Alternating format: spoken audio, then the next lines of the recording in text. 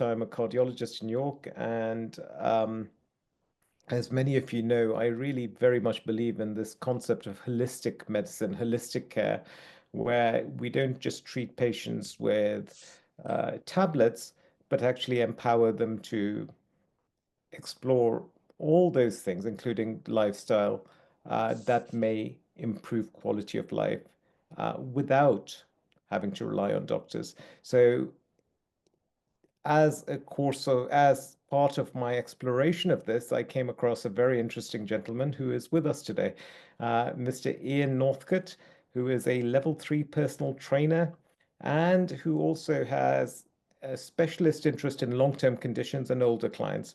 So I thought we could have a chat today, Ian. Thank you for your time, and I would love to hear about what it is that you do, and how you could help the population at large to improve their overall health. So welcome. Thank you. Thanks for having me. Lovely. Could you tell me a little bit about yourself? You're a level 3 personal trainer, but you also mentioned that you have something called an exercise referral, long-term, you have specialist interest in long-term conditions and older clients. So if you wouldn't mind just expanding on that for me. Yeah, certainly. So when I got into personal training and fitness instruction, I noticed that there was lots for younger people to do. It all seemed to be set up for younger people. And I thought that some of the more exciting, interesting fitness solutions weren't really available for older people. So there was the boot camps, there was the gym, there was all these for younger people. And I wanted to provide something for older people that was an appropriate version for them. So that's where my business started, really. Um, and to do that, you really do have to have extra qualifications as a personal trainer, because if somebody has got, let's say, diabetes or something, you've got to know what exercise is appropriate and how to deal with that client properly. So I got qualified in the old exercise referral, which was the old qualification, allows you to work with clients with certain conditions. And then the modern version of that is called the level 3, working with clients with long-term conditions, which I've also got. And then fitness instructors should also have a qualification if they're working with older clients predominantly, uh, a qualification of working with the older client. So providing exercise for the older client. So I've got all of those because my client base generally is over 55. I've got a couple of younger clients. They bring down the average age a little bit, but generally they're over 55, my clients, and they bring with them their conditions that they've got from working in certain industries, or just the fact they're aging a little bit and haven't to learn how to move optimally. And what I try to do is work with them to get them to move well, so then they can keep on moving a lot longer and not have the problems that they might have, such as sore knees, sore backs, that kind of thing. It's interesting, isn't it? I was just thinking about it. There are a few things that struck me. The first thing is, I guess, as you get older, sometimes gyms, you feel a little bit more vulnerable when you go to gyms because they tend to be generally younger people. It can be a little bit intimidating as you get a bit older. So that's one thing I think that I found interesting. The second thing is, of course, as you get older, the risk of injury is much greater as well, isn't it? And I guess you're quite right that having some kind of service which caters for that particular demographic is so important, because not only is it a little bit more difficult to do the same kind of activities as you were doing when you were younger, but the risk of injury and therefore the time it takes to recover from that injury can really strip a person of valuable time. And I guess that's where someone like yourself would be really valuable. So, in terms of how do you do it? So, what could you tell me a little bit about, for example, what kind of chronic conditions and what someone like you can do? So, what are the kind of things that you come across? People come to you and say, "Look, I've got arthritis," or something like that. So, how would you approach someone like that, for example? Okay, so somebody would contact me. We'd have a conversation similar to this, just to find out what it is, why they're seeking help, what they're looking for. Some people are sort of advised by their doctor, and they get in touch with somebody because they feel they should. And that's not always the best starting point. You know, part of my job is to interview them and try to find where we can get change for them, so they can get what they need, not what they think they want, but what they actually need. And perhaps a good example was a lady. She's called Eileen. She's quite happy for me to talk openly. In fact, I did some videos with her the other day on my TikTok and Facebook. She looks amazing. And about 10 years ago, she started working with me. And she was a really keen walker. So she's always been very, very keen hiking and things like that. So she's not a sedentary person at all. But when she came to me, she started to have, she was telling me that she often had pain in her back about once every 4 months or so. It'd start playing up a bit, and she'd need to go to see an osteopath to get what she'd call her little reset. And then she's okay for another 4 months. And working with her and looking at her, I could see that she'd got just a few little postural issues that needed working on. She hadn't got optimal core strength. So she was doing all these things that she loved to do, but her body wasn't able to do them really, really well and hold her properly. So we worked together, put a program together to work with her. And now, having followed through a strength training program with me, she no longer has the visit to the osteopath. So it's kind of cut out that person, because she doesn't need them anymore. She's already strong enough to do what she's got to do. So the question, I guess, is the question I have is, do you think that a lot of the problems that arise as we get older, pain, fatigue, breathlessness, general frailty, are these a consequence of becoming more sedentary or doing the wrong things for our age? You know, because what is interesting to me is that I'll get like a 8-year-old patient who says they're very breathless, for example. And they come to me and we will check their heart out and their heart will be fine, and we'll check their lungs out and they will be fine. And then they'll say, then the general kind of thing is, oh, we've done all the tests. They're all okay. You're fine. It's probably just your age. But to me, that seems like an inadequate answer, because I want to give those people some kind of solution for their symptoms. And I suspect that some of it could be due to just losing muscle tone through a lack of activity. And because your muscles become less efficient, you have to work harder to try and replenish them with oxygen, etc. And maybe those are things. Do you have any thoughts of that? On that? Do you think that that could be a possible, a reasonable hypothesis, that actually just deconditioning that comes along with age causes some of these problems? I think it does, and I think modern life, we are sedentary, and I think some of the positions we find ourselves in causes issues. So, for instance, me sitting here now, if I let it, my shoulders could come forward because I'm on the computer. My shoulders would come forward. That would mean that my back is now, the muscles in my back are getting longer and they're unable to hold me upright. My head's coming forward, and now I've got heavier parts of me hanging forward of the center of gravity, which Mm. then starts to pull me off balance a little bit, can give me a pelvic tilt of some kind.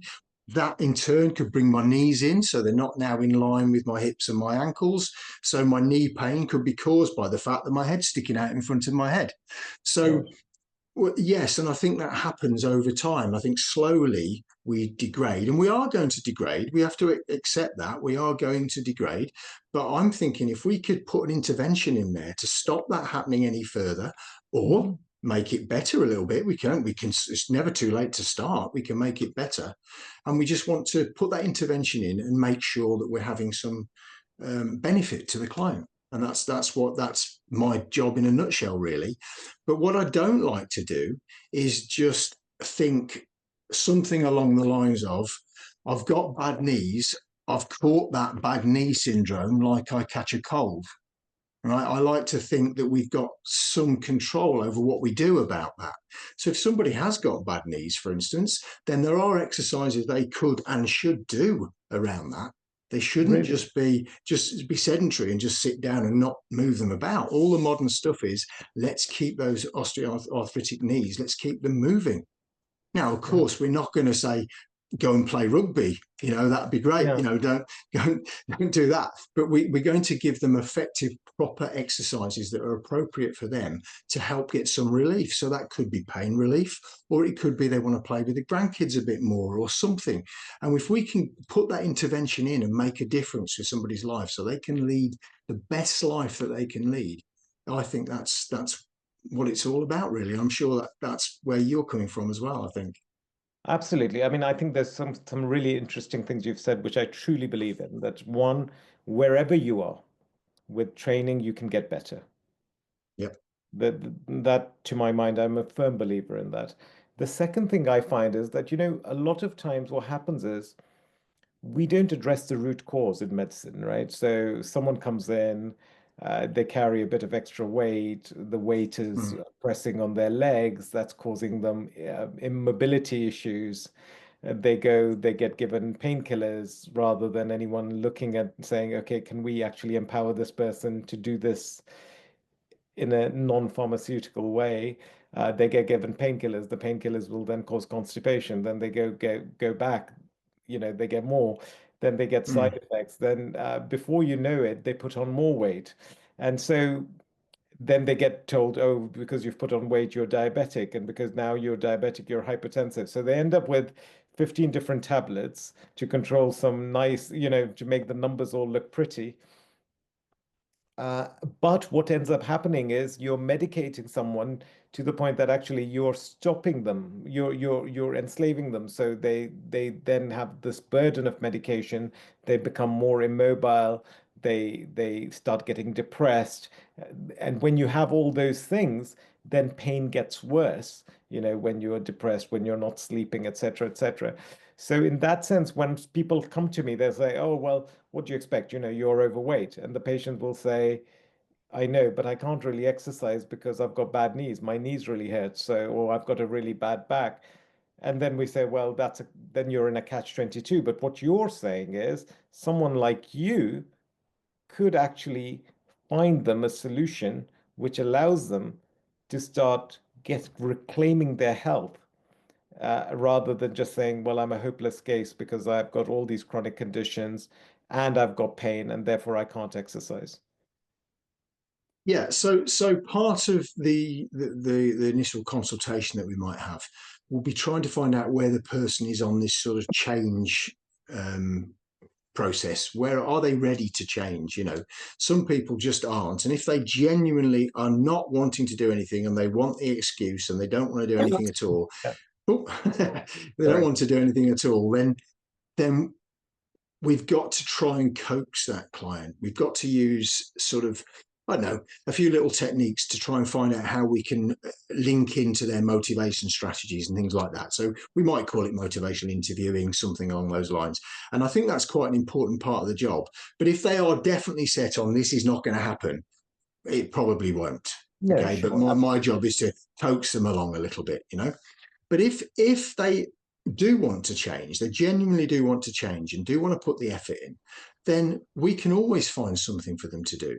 But they might not start off even standing up if things are that bad, if you like, and they can't stand up. We wouldn't Mm. start off, right, okay, we'll do 80 squats, then you'll be great. We're not going to do that. We're going to find things that they can do, things that they enjoy. And then as they start to enjoy them and they feel a bit better in one area of their life, maybe their shoulders are a bit looser, let's say, we can then address the knee issue, for instance, right? So it's about meeting the client where they are and seeing if we can get them to try something and then eventually start to enjoy it. And if we can do that, I think we're already on the road then to actually making them better. And we're not necessarily going to be able to turn back 60 years of poor movement patterns, for instance. We accept that, but I'm certainly not going to just sit back and go, we can't make any difference at all. That's just not how my clients, if they were listening to this, they'd be laughing now because I'm not going to accept that. I'm not going to just say, that's it, you've had it. That's, enjoy. I hope you've enjoyed your life, because they can be better still. And that's what is the most rewarding part of my life is when somebody comes along with sore shoulders, sore knees, sore ankles, lack of balance, or whatever. Then to see them change, and then to see them taking part in an older person's circuit class, for instance, is fantastic. It's actually, for me, it's golden, and that's what it's all about. And I guess it's not just about physical health, it's also about mental health, isn't it? Because actually, you don't feel alone uh, when you are feeling empowered, working with other people. You feel like you're part of a small community. You're connecting with people. You're not sort of sitting in a, just on a sofa because feeling sorry for yourself. And I think that there's a lot to be said for that as well, that actually exercise and is a very good way of creating a community of people who are trying to achieve the same goals, but will actually support each other in lots of ways.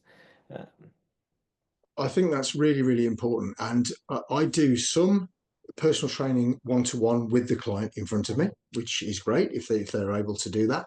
I run outdoor exercise classes, but I also do a lot of online coaching. So a lot bit like this, but we'll do it in my gym outside. Which the clients lovingly call the dungeon, but it's it's my gym really.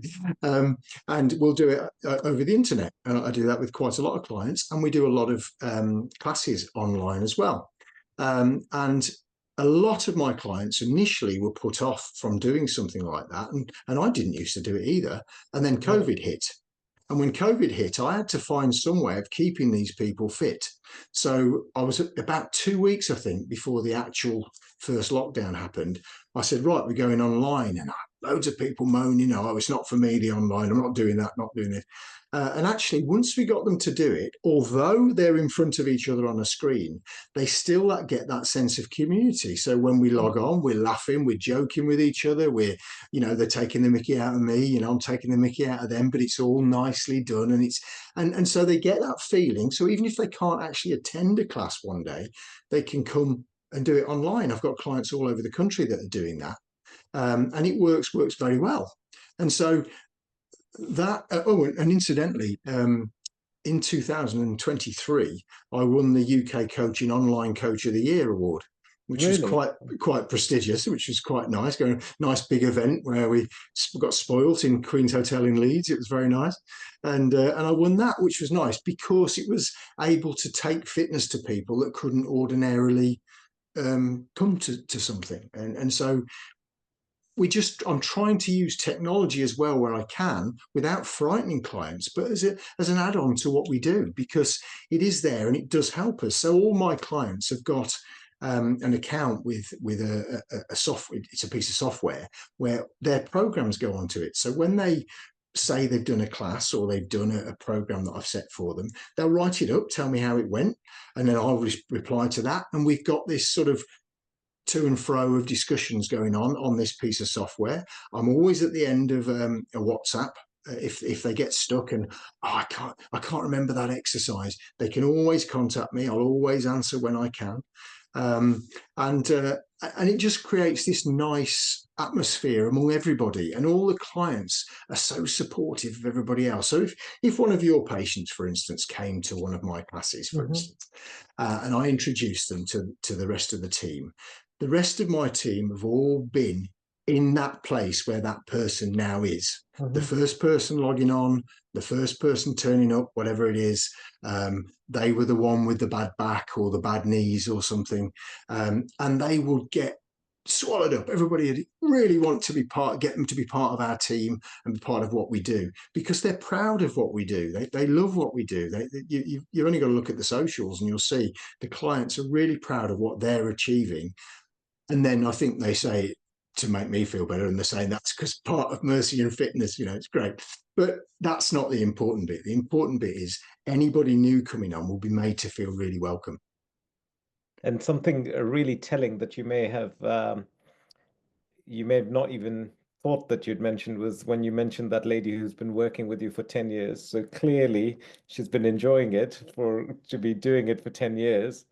And she must be getting something out of it. And I truly believe, I truly believe that what you're doing is an exceptionally good initiative. I mean, to bring people together, people who are at a higher risk of loneliness, people who are at a higher risk of injury, people who are at a higher risk of social isolation, bringing those people together in either in the virtual sphere or in person is a really, really good idea because those people are generally so keen for connection. They really miss that connection in an increasingly disconnected world. So, I guess one question I wanted to ask you is, could you give me some examples of some kind of really good successes? I mean, I know you mentioned that lady with the back pain. Are there any other things, any other kind of inspiring stories you could share with us as to what you've been able to achieve with some of your patients, some of your clients? Yeah, yeah, certainly. So one lady, a little bit random, but she came to me probably,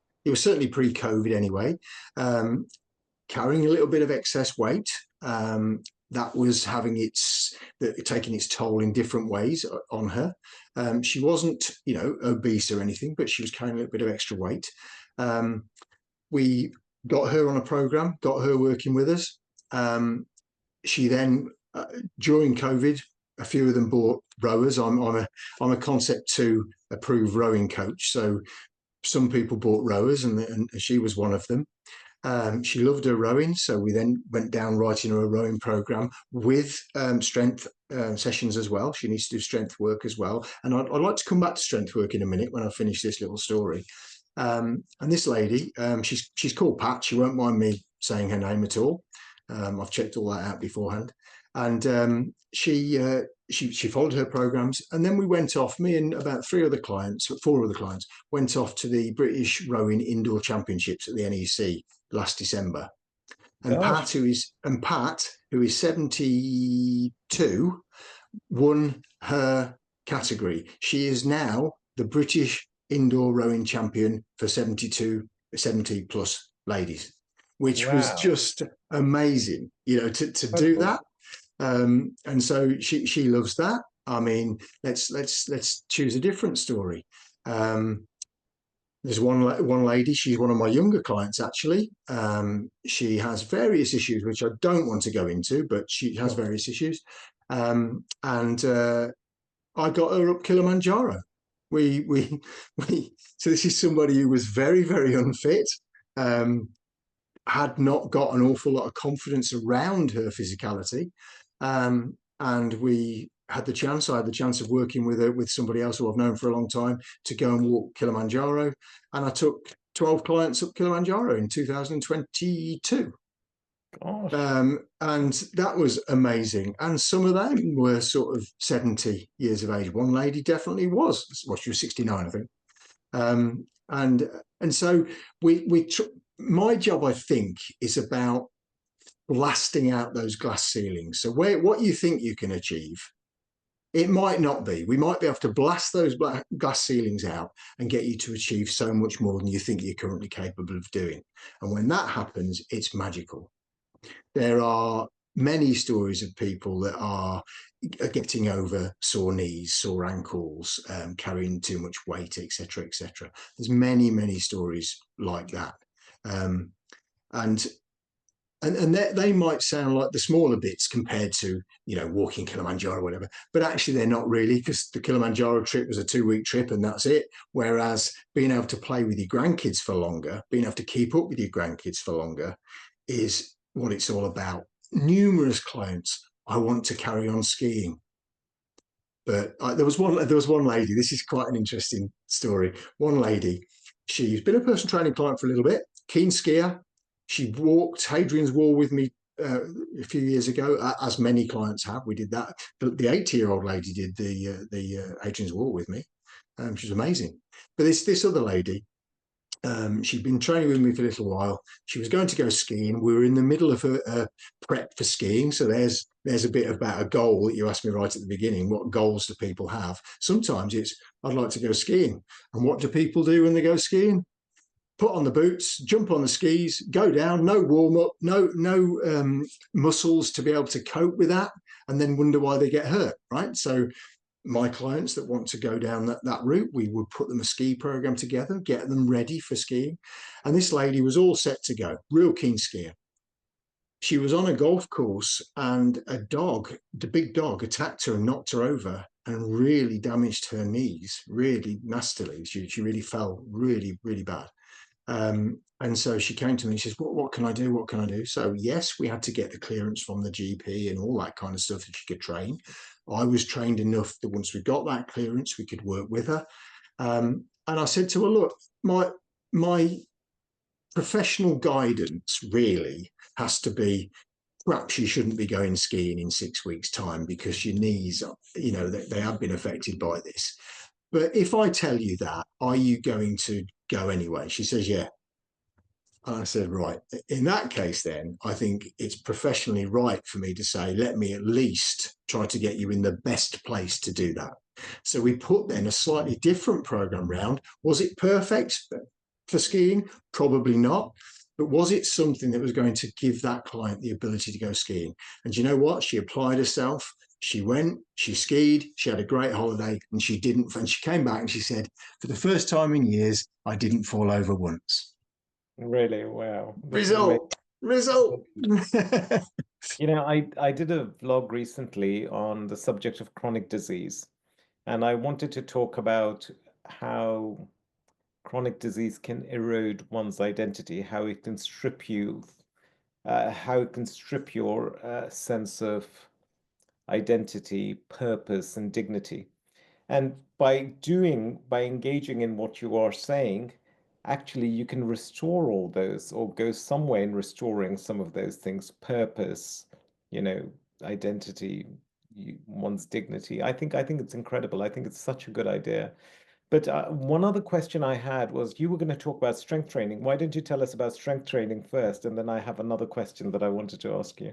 Okay, so one thing that I've noticed with my general sort of client base is that they all enjoy walking, a bit of CV work. They all enjoy all that sort of stuff, and Hmm. they are all aware of the chief medical officer's guidelines of the 150 minutes of moderate intensity or 75 minutes of higher intensity every week, and they can nearly all quote something along those lines. If you ask the lay person what should they be doing, they tell you that, which is just the CV, just the heart side of things, right, and lung side of things.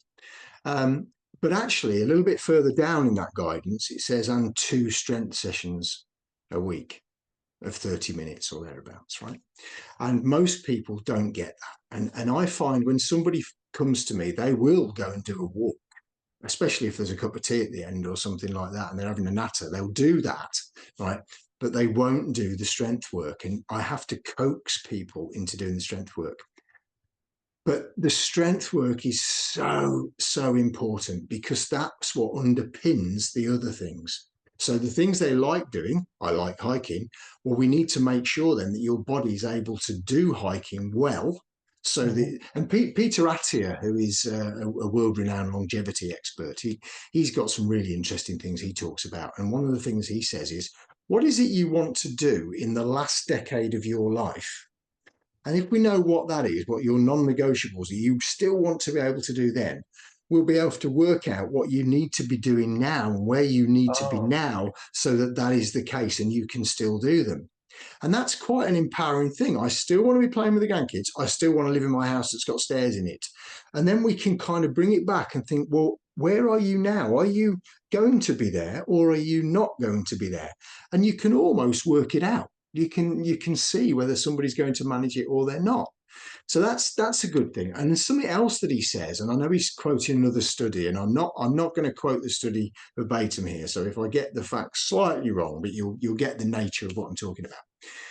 If somebody over the age of 65 falls over and breaks a hip, chances are 30% of those people will not be alive in 12 months' time if they break a hip over the age of 65.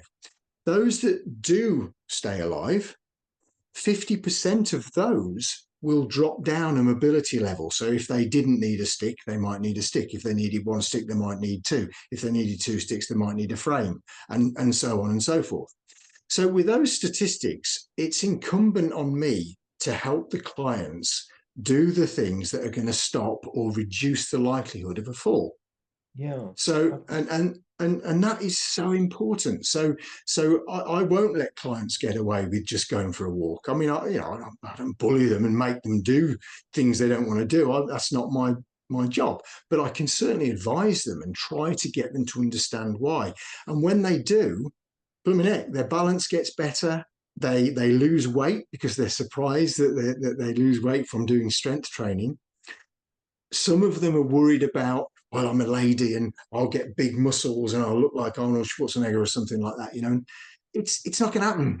It just isn't going to happen, right? So we try to get rid of those myths a little bit for them as well.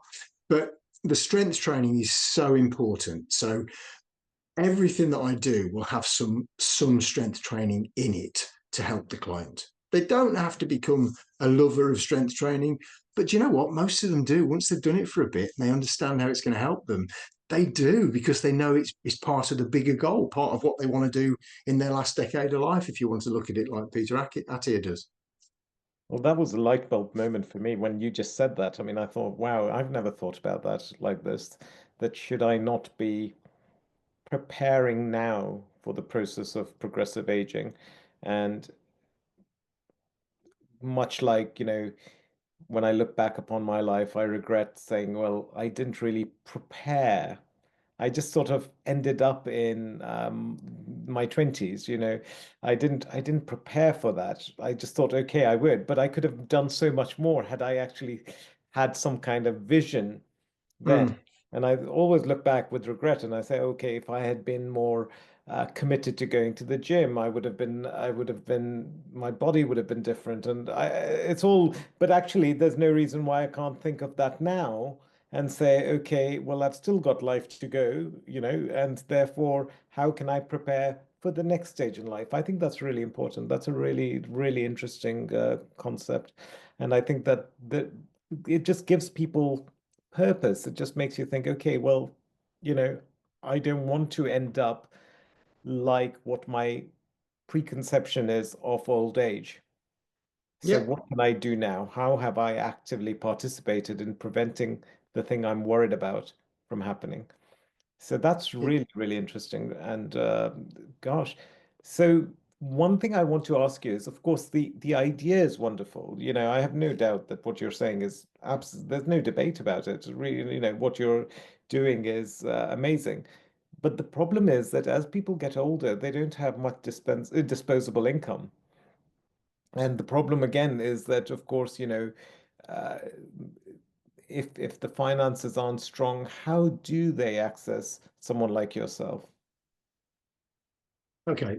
Yeah, I understand. I understand that. It is a business. I do need to make some money to keep doing it, of course.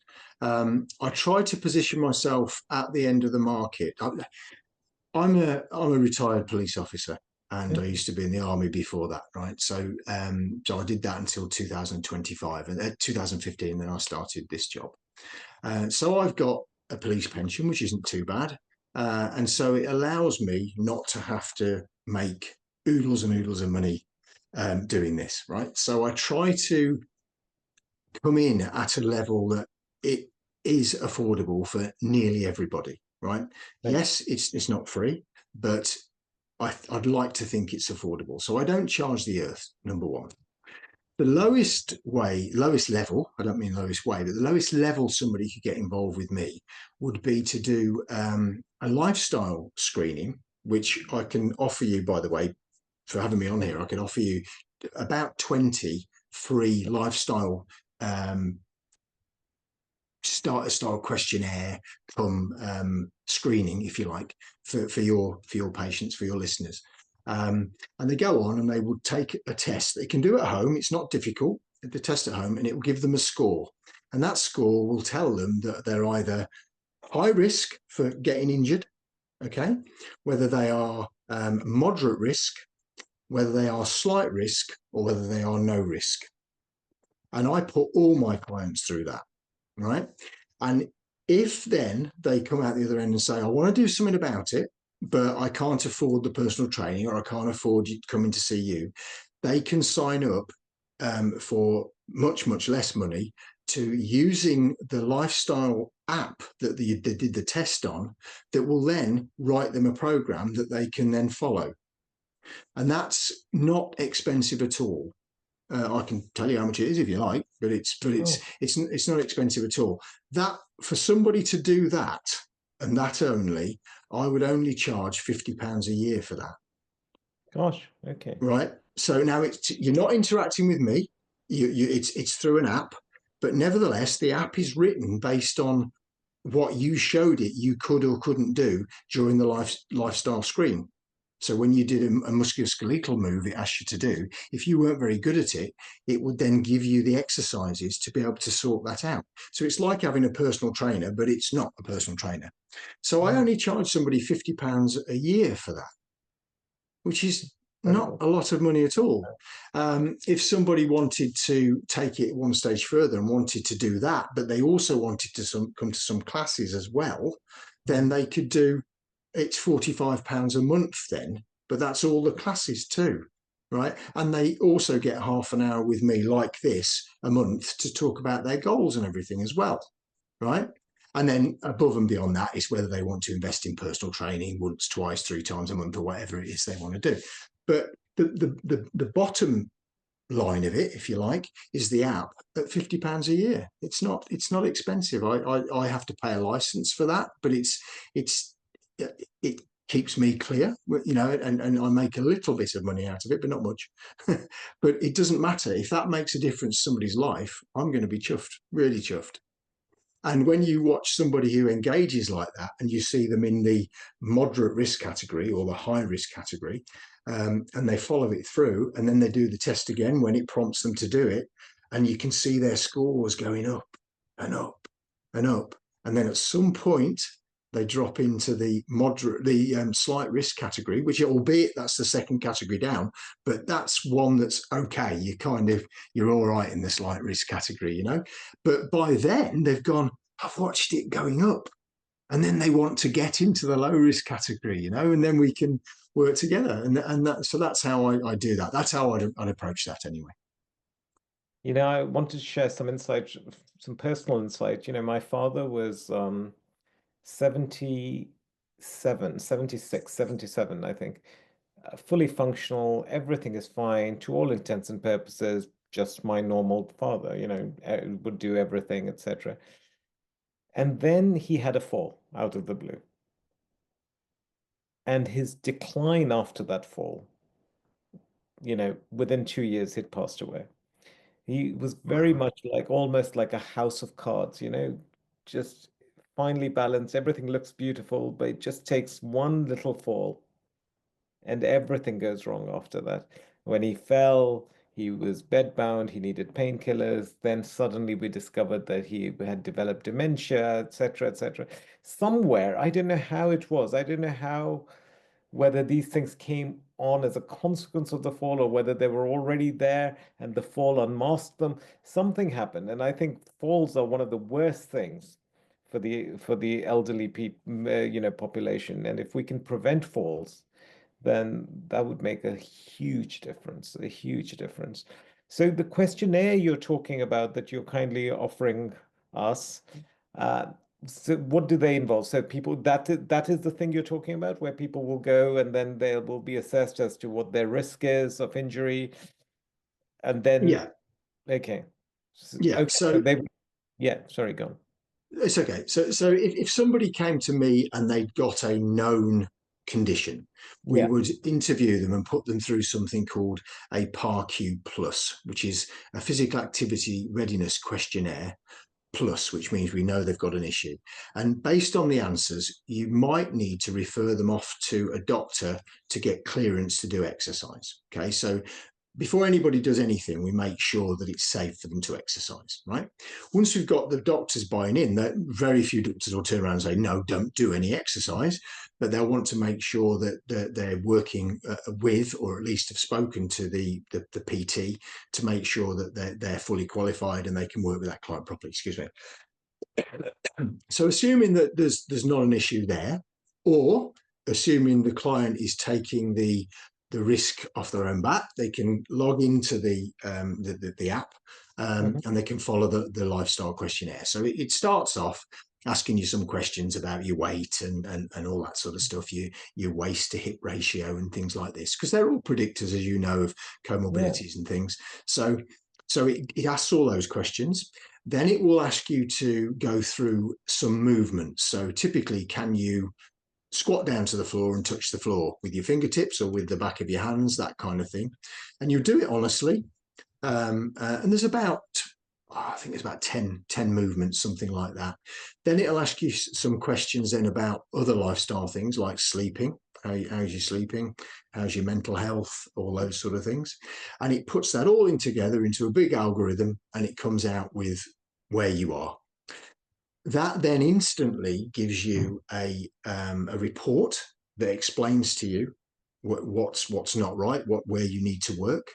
And it'll either tell you to go and seek help from a personal trainer if you need that, or it will give you the option of logging onto the app and following their guidance through. So if somebody, let's say, did the lifestyle choice that I can only afford the £50 a year, right, and they contacted me, then I would talk them through that, and I would say, right, okay, let's get you set up on the app, and then you can go and do that and see whether we can get your shoulders working better, whether we can get your thoracic spine moving properly, whether we can stop you shuffling about. Let's try and get some movement in those hips, things like that, which will come from the app. And it's a bit like, you know, one of those kids' games with the moles that you're supposed to hit on the top of the head, right? It's a bit like that. So if you've got a shoulder issue, the app would say, well, the most important thing that we need to deal with for you is the shoulder issue, right? So it'll deal with that. And then when you retest, if that shoulder issue's got better, but a hip issue now becomes the main thing, that mole disappears, the hip issue comes up, and it wants to deal with that next. So that's how it works.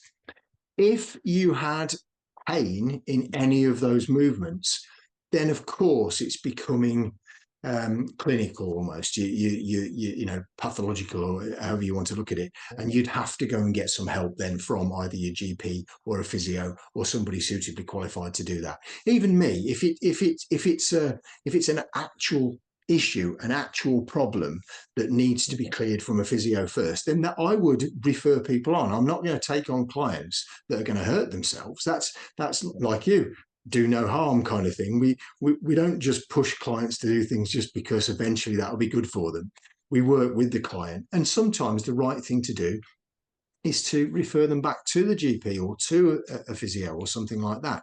So the system itself will, because of the clearance exercises, does that hurt? Yes, right. You need to go and get some help there. Yeah. Somewhere else. But assuming you're getting that help, then it will then deal with the next mole. It'll say, well, if you're getting help for that and you're doing that, this exercise might help your second worst thing because you're getting your help professionally. So it's quite a clever thing. It's actually it's a thing that's been made by the founders of the functional movement screen company in America. And they've, for a long time, and I've been qualified to do this for a long time, they've done this FMS screen that you do with the client in front of you. And you go through these 7 movement patterns, and it gives you an idea, gives you scores as how you get on and everything else. And of course, that's great if you can have the client right in front of you. Yeah. But if somebody, let's say, owned a insurance company, right? And they think, I want my staff to be fit and healthy. I can't afford for a personal trainer to come in and screen every single person. So the CEO could buy into this, just like I have, if you like, and they could give it to their clients, their employees. They could give it to them and say, do this, and then you've got somewhere that you can go to get better. So it's come from FMS, but it's like an internet friendly version, a do-it-yourself version, rather than somebody having to sit there and mark you. It's very simple to do. Anybody can do it. And the report is fantastic that you get from it. I mean, I'm quite happy for you to have a go at that and do it yourself and go through it and see what it throws up for you. Yeah, I mean, I'd be very tempted, certainly, because you've made me think about this idea of where do I want to be in 20 years, 30 years. I would very willingly do it. I never thought of it like that. I have to say, that idea you mentioned, it has really stayed in me since you've mentioned it, that where do I want to be? I Um, have to say that's Peter Attia's, yeah, that's yeah, his of course, thing. yeah, but I'm just borrowing it. thank you for, but this is it. You see, thank you for introducing that idea, because it's certainly sometimes you just end up thinking you're quite right. So, okay, so that's wonderful. So I'm going to put our discussion out online, because I think this is so valuable for people to know that there are people like you that exist, and there are those services that exist that may really potentially have the potential to make a dramatic change to how one's life progresses. How do they contact you? How does this work? So let's say I'm watching now. I've just heard you talk. I buy into what you say, and now I want to go to the next step. I want to make contact with you and have a one-on-one discussion with you, and tell you my problems. How does one actually do that in practical? Okay, so if you sent me an email to Ian R. Northcott at yahoo.co.uk. So So Ian, Northcott is COTT.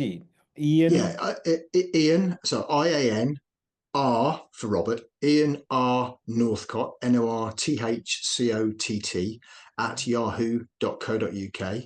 I would get that and I would answer. I will always answer it. If I don't answer, I haven't received it. And then what I would do, if it's one of the first 20 people that contacted me, I'd Right. send you the link that you could then go and do that screening if you wanted to. I've also got a website as well, so it's www.mercianpersonaltraining.co.uk. So if How do people you spell wanted it? to, MERCIAN, Hmm. mercianpersonaltraining.co.uk, and you can get me through both of those means if you needed to. Fantastic, fantastic. And we hope that you will eventually join the More Than Just Medicine network as well, which is something that I've been very passionate about. It's not owned by me, but I've been heavily involved in trying to set it up, which is to bring like-minded professionals together on one portal to offer holistic care for patients. So I'm hoping that you'll join us on there. But in the meanwhile, I am so, so pleased that I've had the opportunity to talk to you, and you've certainly left me with some things that I'm going to think very hard about later on today. Well, that's great. And if it does get people to think like that themselves and think, well, what can I do? Where can I go? What do I want? Then they're sort of halfway to deciding to make the change, aren't they? Which would be great. Thank you so much. Fantastic. Thank you so much. It's been a really interesting session. Okay, I'll say cheerio then.